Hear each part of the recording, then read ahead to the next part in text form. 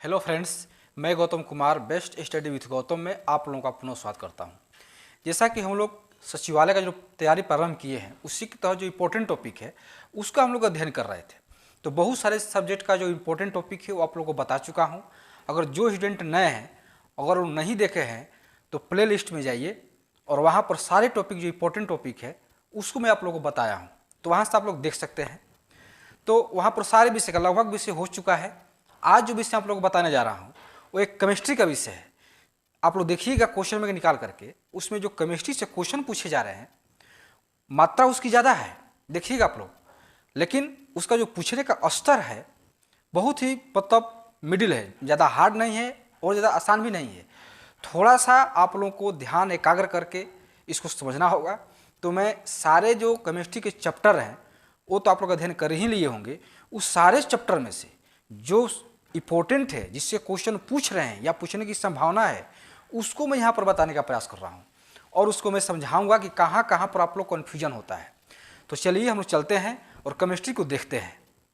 तो देखिए, ये रसायन विज्ञान है, इसमें लगभग 20 टॉपिक हैं जो बहुत इंपॉर्टेंट टॉपिक है। तो पहला जो टॉपिक है, पहले आप लोग इसका स्क्रीनशॉट ले लीजिए। हाँ, तो पहला जो टॉपिक है गैस। गैस से क्वेश्चन बार बार पूछ रहे हैं। जैसे क्या होता है प्राकृतिक gas, LNG, CNG, LPG, coal gas, producer gas, जल गैस। इसमें आप लोगों को क्या देखना है कि जितने भी इस तरह के गैस हैं या मार्स गैस हो, तो जितने भी इस प्रकार के गैस हैं उस गैस का मुख्य अवयव कौन सा है, बस इस पर यही क्वेश्चन पूछता है कि प्राकृतिक गैस का मुख्य अवयव कौन सा है, मार्स गैस का मुख्य अवयव कौन सा है, हंसाने वाली गैस का मुख्य अवयव कौन सा है। तो गैस और उसके मुख्य अवयव, तो यहाँ पर गैस का नाम मैं लिख दिया हूँ। से प्राकृतिक गैस ये दो प्रकार का होता है, सीएनजी और एलएनजी। उसके बाद कोल गैस, जल गैस, प्रोड्यूसर गैस, बायोगैस यानी गोबर गैस, मार्स गैस, एलपीजी। इस जितने भी गैस हैं उसका मुख्य अवयव मैं आप लोगों के जो टेलीग्राम चैनल है उसमें मैं डाल चुका हूँ, वहाँ से आप लोग देख सकते हैं गैस और उसके मुख्य अवयव। इसलिए मैं इसको यहाँ पर नहीं लिखा हूँ, चूँकि मैं इसको दे चुका है आप लोगों को। उसके बाद रेडियो सक्रियता, यही बहुत इंपॉर्टेंट टॉपिक है। रेडियो सक्रियता आप लोग पढ़िएगा, आप लोग पढ़ना जरूरी है। जैसे मैडम क्यूरी, हेनरी बेकुरल, उससे सब शब्द जो ये नाम है वो आते हैं बार बार, किससे संबंधित है आप लोग देखिए उसमें। उसके बाद नाभिकीय रिएक्टर हो, परमाणु रिएक्टर हो, इसमें मंदा का प्रयोग किसका किया जाता है, भारी जल, ग्रेफाइट, जो भी है इसको आप लोग रेडियो सक्रियता को पूरे गहन से अध्ययन कीजिए इसको। उसके बाद है, यहाँ पर बहुत सारे कन्फ्यूजन होता है बच्चों को।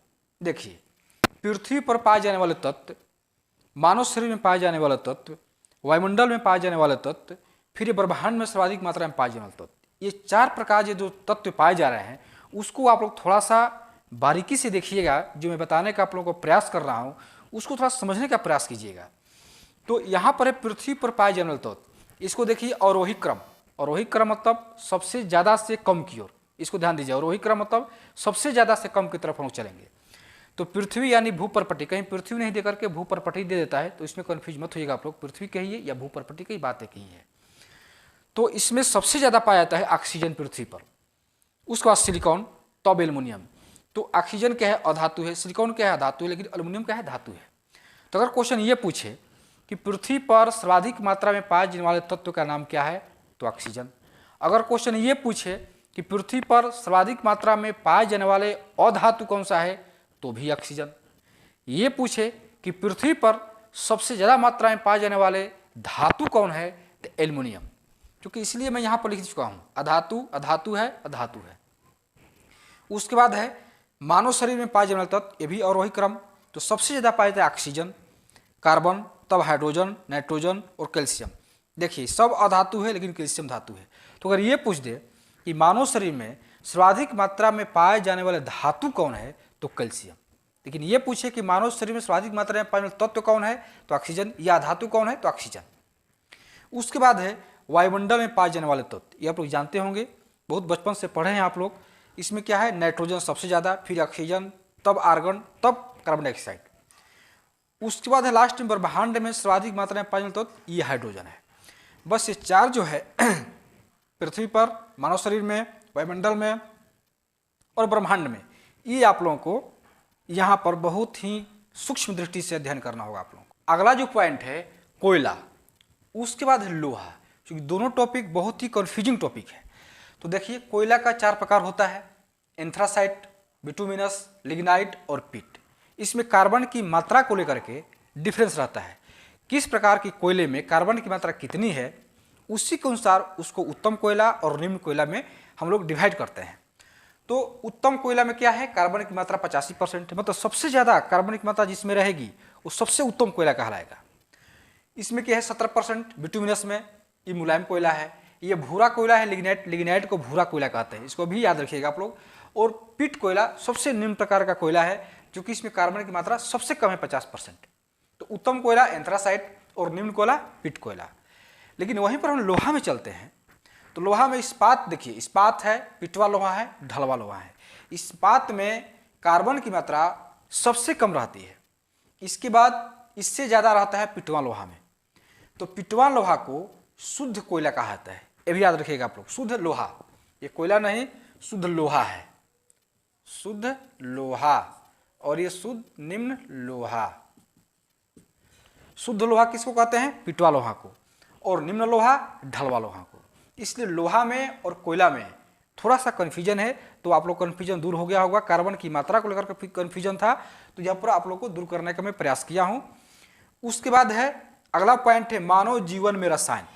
जो भी हम लोग के जीवन में किस किस रसायन का प्रयोग हम लोग करते हैं अपने जीवन में, उस रसायन को आप लोग को अध्ययन करना होगा। तो सारे रसायन को नहीं, जो इंपॉर्टेंट रसायन है उसको आप लोग देखिएगा, जैसे सीमेंट, उर्वरक, कांच, प्लास्टिक, रेशा, रबड़ और साबुन तथा अपमार्जक। सीमेंट में कभी कभी क्वेश्चन पूछता है कि सीमेंट में जिप्सम का प्रयोग क्यों किया जाता है, सीमेंट में जिप्सम क्यों मिलाया जाता है, ये क्वेश्चन पूछता है, इसको आप लोग देखिएगा।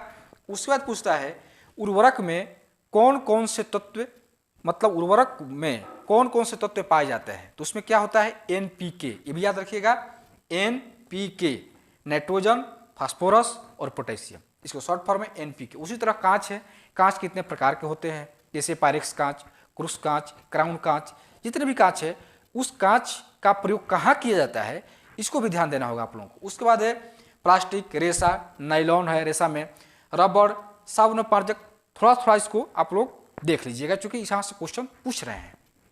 उसके बाद अगला पॉइंट देखिए, यहाँ पर आप लोगों को समझना है, ये भी बहुत समझने वाली यहाँ पर बात है, जो आप लोग ध्यान से इसको सुनिएगा तभी आप लोगों को समझ में आएगा। तो पहले इसको हम लोग समझ लेते हैं। परमाणु संख्या को हम लोग Z से इंडिकेट करते हैं, Z इसका सिंबल है परमाणु संख्या का, ये भी आप लोगों को याद रखिए कि किसका सिंबल क्या है। परमाणु संख्या का Z, प्रोटॉन संख्या का P, इलेक्ट्रॉन संख्या का E, द्रव्यमान संख्या का A, न्यूट्रॉन संख्या का N, इसका सिंबल है। तो सूत्र होता है, थोड़ा सा केमिस्ट्री के यहाँ पर सूत्र है, तो इसको थोड़ा सा हम लोग देखते हैं और उसके बाद इसको हम लोग समस्थानिक, संभारिक और समन्यूट्रॉनिक पढ़ाएंगे। बिना इसको समझे यहाँ पर हम लोग नहीं आ सकते हैं। तो देखिए परमाणु संख्या बराबर होता है प्रोटॉन संख्या बराबर होता है इलेक्ट्रॉन संख्या, मतलब किसी भी तत्व के जितने ही परमाणु संख्या होंगे उतने ही प्रोटॉन संख्या होंगे और उतने ही इलेक्ट्रॉन संख्या है। जैसे मान लीजिए अगर किसी तत्व है कार्बन, उसका अगर परमाणु संख्या 6 है तो इलेक्ट्रॉन संख्या भी 6 और प्रोटॉन संख्या भी 6। कोई भी तत्व है, जैसे नाइट्रोजन है, उसका परमाणु संख्या कितना है 7 है, तो उसका प्रोटॉन संख्या भी 7 और इलेक्ट्रॉन संख्या भी 7। तो परमाणु संख्या इक्वल टू प्रोटॉन संख्या इक्वल टू इलेक्ट्रॉन संख्या। लेकिन अगले ही पॉइंट में क्या है, द्रव्यमान संख्या। द्रव्यमान संख्या को A से डिनोट करते हैं। तो द्रव्यमान संख्या का जो सूत्र होता है वो होता है प्रोटॉन संख्या प्लस न्यूट्रॉन संख्या, मतलब प्रोटॉन और न्यूट्रॉन को जोड़ देंगे तो द्रव्यमान संख्या आ जाएगा। लेकिन अगर प्रोटॉन का स्थान पर परमाणु संख्या भी लिख सकते हैं, प्रोटॉन का स्थान पर इलेक्ट्रॉन संख्या भी लिख सकते हैं, उसमें कन्फ्यूज नहीं होना है। जहाँ भी प्रोटॉन संख्या है वो इलेक्ट्रॉन संख्या के बराबर होगा और परमाणु संख्या के बराबर होगा। तो द्रव्यमान संख्या इक्वल टू प्रोटॉन संख्या प्लस न्यूट्रॉन संख्या। तो आप लोग समझ गए होंगे। यहाँ पर मैं बता दिया हूँ, ये परमाणु ये गोलाकार है, इसके नाभिक में प्रोटॉन संख्या है और न्यूट्रॉन है और बाहर जो है इलेक्ट्रॉन चक्कर लगाते रहता है। तो प्रोटॉन और न्यूट्रॉन को जोड़ देंगे तो ये द्रव्यमान संख्या आ जाएगा। तो अब हम लोग चलते हैं अगले पॉइंट पर। अब ये आप लोग समझ गए होंगे, अब ये समझ में आ जाएगा आप लोगों को समस्थानिक, संभारिक और समन्यूट्रॉनिक। तो इसको थोड़ा सा समझिए कुछ अलग हट करके, जो बुक में दिया हुआ है लैंग्वेज में, तो लैंग्वेज में ना समझ करके थोड़ा सा हम लोग ग्राफ से समझेंगे, क्योंकि ग्राफ से समझने में आसानी होती है। लैंग्वेज में उतना ढंग से नहीं समझ पाइएगा आप लोग, इसलिए मैं आप लोगों को ग्राफ के तहत बताने का प्रयास किया हूँ। देखिए ये है समस्थानिक, ये है समभारिक और ये समन्यूट्रॉनिक। यहां पर मैं लिखा हूं समान, असमान और जैसे, यानी उदाहरण से समझाने का प्रयास किया हूं। तो समस्थानिक में क्या समान होता है? देखिए, समस्थानिक पहले हम लोग जैसे से लेकर चलते हैं, क्योंकि जैसे करेंगे तो जल्दी से समझ में आएगा। इससे कार्बन एक तत्व है, कार्बन एक तत्व में उदाहरण में लिया हूं, इससे हम लोग समझते हैं समस्थानिक के बारे में। समस्थानिक को इंग्लिश में कहते हैं आइसोटोप्स, ये भी करके पूछ देता है आइसोटोप्स। तो समस्थानिक का एक उदाहरण कार्बन, तो कार्बन के 3 समस्थानिक, एक है 6C12, दूसरा है 6C13, तीसरा है 6C14। तो 6 जो है ये है परमाणु संख्या, और जो ऊपर जो 12, 13, 14 है ये है द्रव्यमान संख्या। पहले इसको समझिए, जो कार्बन के ऊपर है वो द्रव्यमान संख्या है, जो कार्बन के नीचे है वो परमाणु संख्या है। ये समझ में आ गया होगा आप लोग को। तो इसमें क्या है, जो नीचे परमाणु संख्या और ऊपर द्रव्यमान संख्या, तो जो 3 जो समस्थानिक है, ये देखने से आप लोग क्या लग रहा है कि परमाणु संख्या समान है, क्योंकि तीनों में 6, 6, 6 है, और द्रव्यमान संख्या 12, 13, 14 है, तो द्रव्यमान संख्या भिन्न है, मतलब परमाणु संख्या समान और द्रव्यमान संख्या भिन्न। इस समस्थानिक का सूत्र हुआ। समस्थानिक का सूत्र क्या हुआ कि परमाणु संख्या समान, क्योंकि कार्बन के तत्व, कार्बन का तत्व जो है, इसको देखने से पता चल रहा है कि परमाणु संख्या समान है और द्रव्यमान संख्या भिन्न भिन्न है। इसलिए यहाँ पर समान में लिखा हूँ कि जेड मतलब यहाँ पर है परमाणु संख्या, परमाणु संख्या। तो जब परमाणु संख्या समान होगा तो ऊपर है प्रोटॉन संख्या समान होगा, फिर इलेक्ट्रॉन संख्या समान होगा, तो परमाणु संख्या समान इक्वल टू प्रोटॉन संख्या समान इक्वल टू इलेक्ट्रॉन संख्या समान। इसलिए समान में नीचे में लिखा हूं ZPE, और असमान में A यानी द्रव्यमान संख्या, A इक्वल द्रव्यमान संख्या देख रहे हैं, इसमें 12 है, इसमें 13 है, इसमें 14 है, द्रव्यमान संख्या असमान हो गया। उसके बाद N यानी न्यूट्रॉन संख्या, न्यूट्रॉन संख्या भी असमान है। कैसे? इससे अगर हम न्यूट्रॉन संख्या निकालेंगे तो द्रव्यमान संख्या माइनस प्रोटॉन संख्या इक्वल टू न्यूट्रॉन संख्या। इसको हम यहाँ पर लिख सकते हैं, यानी N equal to A minus P, सूत्र हो गया। न्यूट्रॉन संख्या इक्वल टू द्रव्यमान संख्या माइनस प्रोटॉन संख्या। तो अगर पहला हम लोग कार्बन तत्व लेते हैं, इसका समस्थानिक लेते हैं कि C612, इसका हम लोग न्यूट्रॉन संख्या निकालेंगे तो क्या होगा, 12 माइनस 6 इक्वल टू 6। अगर दूसरे समस्थानिक को लेते हैं तो 13 माइनस 6 क्या होगा, 7। तो इसमें आ गया आपका 6, इसमें आ गया 7, और इसमें आ गया 7, और इसमें आ गया 8।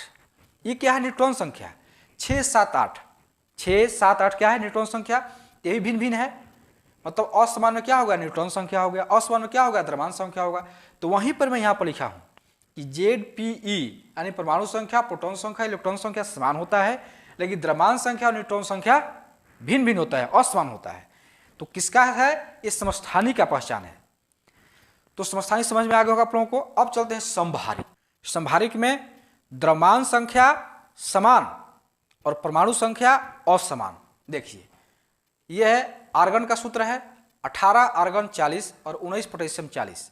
ये परमाणु संख्या है, ये द्रव्यमान संख्या समान है और परमाणु संख्या भिन्न भिन्न है। तो देखिए, द्रव्यमान संख्या समान हो गया और परमाणु संख्या असमान। तो जब परमाणु संख्या असमान तो प्रोटॉन भी असमान, इलेक्ट्रॉन भी असमान और न्यूट्रॉन भी असमान। अगर घटाएंगे इसमें से और इसमें से घटाएंगे तो असमान आएगा। तो ये हो गया आप लोगों को। उसी के तहत समन्यूट्रॉनिक। समन्यूट्रॉनिक में क्या होता है, न्यूट्रॉन संख्या समान, इसके शब्द से स्पष्ट है, सम मतलब बराबर, न्यूट्रॉन मतलब न्यूट्रॉन। तो समन्यूट्रॉनिक्स मतलब न्यूट्रॉन संख्या समान, तो समान में न्यूट्रॉन संख्या है। तो सोडियम और मैग्नीशियम देख लीजिए, 11 Na 23 और 12 Mg 24। तो इसमें न्यूट्रॉन संख्या करेंगे तो 23 माइनस 11 जितना आएगा, कितना आएगा, 23 माइनस 11 आ गया 12, और 24 माइनस 12 इक्वल टू 12। तो न्यूट्रॉन संख्या समान। और असमान कौन कौन, AZEP हो गया। इस समझ में आ गया आप लोगों को। अब चलते हैं हाइड्रोजन के समस्थानिक। हाइड्रोजन ऐसा तत्व है इसके समस्थानिक का नाम अलग अलग है। पहली बात ये, एकमात्र ऐसा तत्व इसके समस्थानिक का नाम अलग अलग। यहाँ पर देखिए आप लोग कार्बन का 3 समस्थानिक, लेकिन नाम एक ही है कार्बन, लेकिन हाइड्रोजन के 3 समस्थानिक, तीनों के अलग अलग नाम। देखिए क्या नाम है, पहला का नाम प्रोटियम, दूसरे का नाम ड्यूटेरियम, तीसरे का नाम ट्राइटियम। प्रोटेनियम का सूत्र है 1H1, परमाणु संख्या यहाँ पर, द्रव्यमान संख्या यहाँ पर। इसका है 1H2, इसको D भी कहते हैं ड्यूटेरियम को। इसका है 1H3, इसको T कहते हैं। नोट में है भारी जल। भारी जल का जो सूत्र होता है ड्यूटेरियम ऑक्साइड D2O। ये आप लोग पढ़े होंगे तो इसको मैं आपको समझाने का प्रयास कर रहा हूँ कि आप लोगों को आसान भाषा में समझा सकूँ।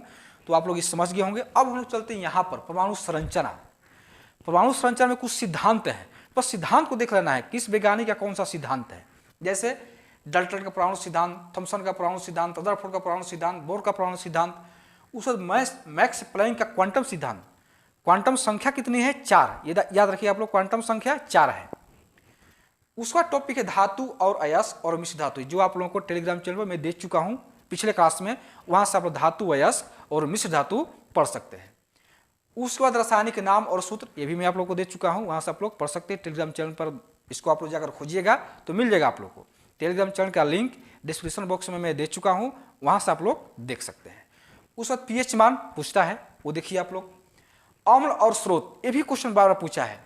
तो जितने अम्ल यहाँ पर है और इसके यहाँ पर स्रोत मैं यहाँ पर लिख दिया हूँ, इसको आप लोग एक बार देख लीजिए, यहाँ से क्वेश्चन पूछ रहा है।